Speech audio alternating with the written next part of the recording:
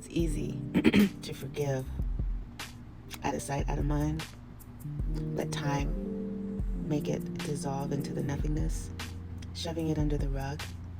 It's easy to let go of things you can't see, let go of things that are not brought to your attention. I forgive, I forgive, I forgive. That's why true forgiveness is not done in a day.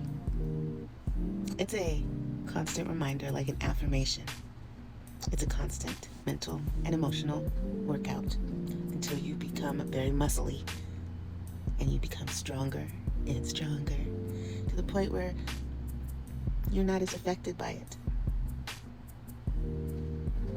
And you're not bitter either. I have been working on that for a long time. And I have to, one of the ways that I tested my forgiveness skill is knowing what I just said. Knowing that when you're not faced with it, have I really forgiven? So when you see the person that has harmed and hurt you in some form or fashion, can you look them in the face and not react internally? Is your heart not sinking? Is your heart not feeling stabbed, re-stabbed again and twisted? Is your sorrows not wailing up into your throat? Is your anger not making you see red? Because you can have a straight face, a really good mask. You've learned how to master your demeanor. But on the inside, have you really, really subdued that fire?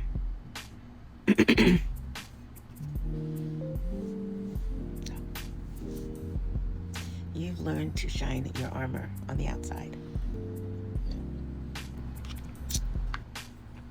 When you know that when you've created the armor of the Lord, you may still feel it, because I still do, but you'll know, because of all of those things on the inside will not be triggered. You won't feel all of those pains, and that's how you know the Lord has been working and now you've toughened up. When I say toughen, I mean you've been able to keep your heart soft. Soft, soft, soft. Not callous, not hardened. Harden is what anger and bitterness does to you. Softening your heart and forgiving creates a learned cage and protection around your heart, and it's still soft. And when you are faced with the past, your heart can still beat with compassion, and you can keep on moving as if it never happened. Okay? Keep the heart soft. And that is how you'll know, because it's what's happening in here that's going to make all the difference. And when you make the difference here, not everything about you is genuine. You're not going to be fake and making a character for other people to see to protect you. You'll already be protected, and your character will be genuine. And in order to know this, you have to test it. And that's exactly how I did.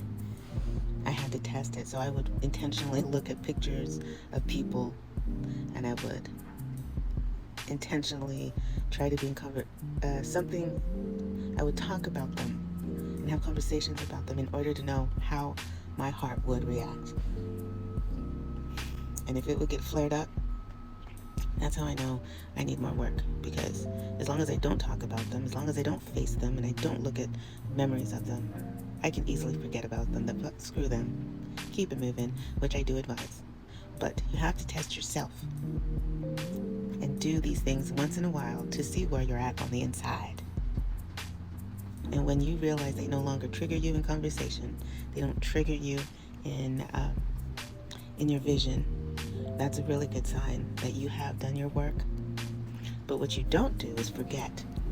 Not because you've placed them in, they're not forgiven, but they have to be forgiven by asking for forgiveness. So God says, forgive others so that you can be forgiven, so that God can forgive you because we're not perfect. We're sinners. We're going to screw it up. We've screwed up.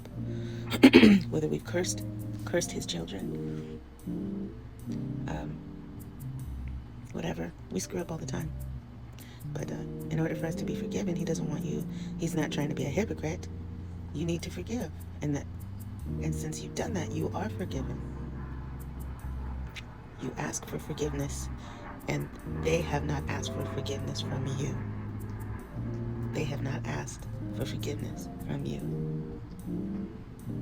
You can never forget what they've done without the submission and the humbleness of for asking for forgiveness for those things, because you are carrying the right to give them that release.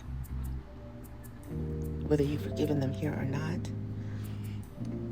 their inability to face what they've done in your presence will always make them a risk of them doing it again.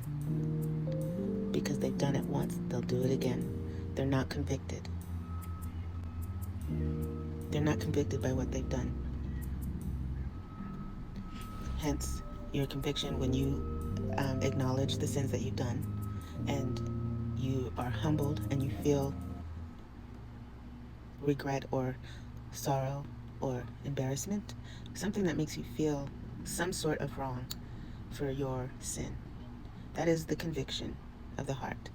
And you submit to the Lord and you ask for forgiveness for those things, which gives God the opportunity to release you from that.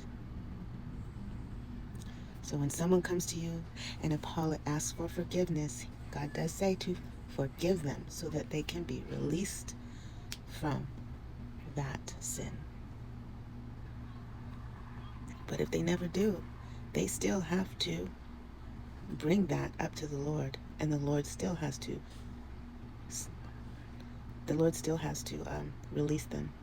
But if they release it, they will see their own sin. They'll see what they've done. They will have remorse. Something glorious will happen in that transition for both of you. And that is how you know who God's children are, is by their action.